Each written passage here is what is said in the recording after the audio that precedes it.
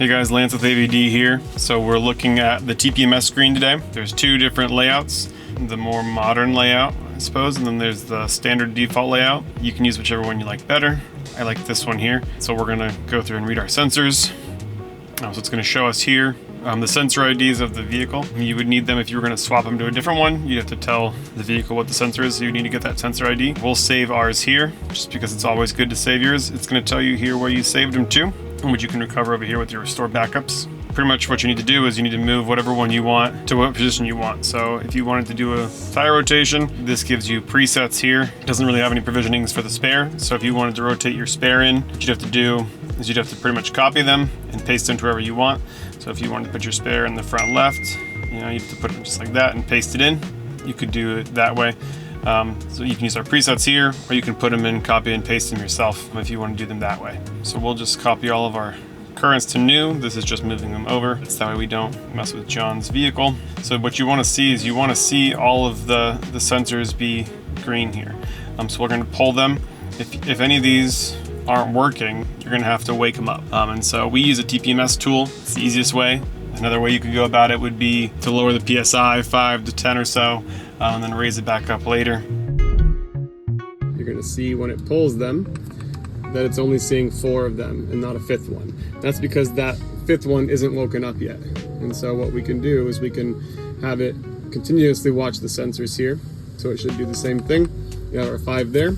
So what we do to wake up that spare tire sensor is we use a TPMS tool. And so that is what you can use when you scan them to read them. It will activate and wake up the sensor. What you can do if you don't have a TPMS tool, you can come back to your tire and you can let some of the air out of it. So we have quick deflate valve stems on our wheels here. So that allows us to pull the tab. So that means we dropped probably around 5 PSI. You can add PSI too, so if you have a compressor, you can also air it up about 5 PSI.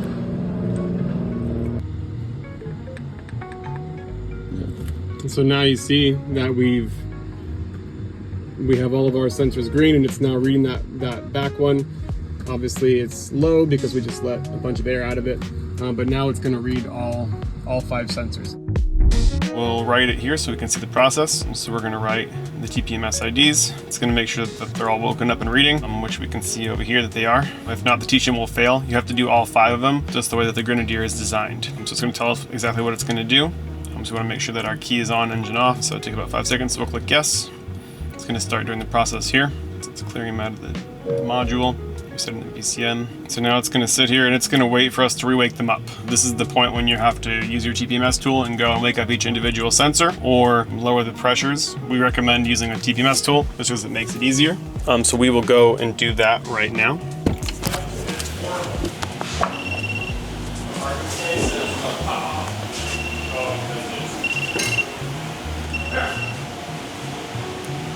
So you can see here on the screen that it'll say the TPMS Relearn is complete. All sensors are taught in. I'm in reporting. So we got all greens. It's going to tell us to do a quick clear. So we want to run our quick clear now. Yes, we do want to clear all the faults from the modules. It's going to tell us to turn the ignition off, which we'll do, and then it'll count down. And then we'll return it back to that first click, ignition on, engine off. And there it goes. So we have cleared everything. The Relearn was complete. From this same screen, you can restore IDs if you need to. You can exit learning mode. This is in case you get stuck in the middle of trying to write it. So you usually won't need this one. You usually won't need this quick clear either. If you do quick clear, you're gonna need to know your IDs or hopefully have them restorable from the backup. Another thing you can do from this here is you can change the warning threshold. So we could read what we currently are at. It's currently giving it to us in bars. You can change that. We have it written in PSI here, but you can change it to whatever you would like. We use the Extreme Off-Road. The factory default is 4.3. That's going to be how much of a pressure change you can see before the sensors give you an error. And usually it's on like the upper end. So if you're driving and you have the air pressure lower, you heat up the tires, it's going to change it higher. It's going to become more pressure. So that's when the light will come on. This is just changing that threshold, which is also what's in the expert coding portion of this as well. This is just a more simplified version. We could write a new threshold. You could enter a custom one if you want. I would just follow the presets unless you know what you're doing. So here we're going to modify it. It's the same thing, what we have right now. And we're going from what we have to what we have, but we'll just do it to show. It's telling us down here that it's writing.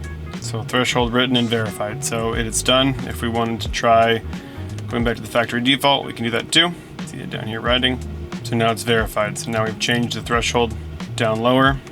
We'll put it back to what John had it at. So it's been verified and we can see that it worked there. That's all for the TPMS screen here.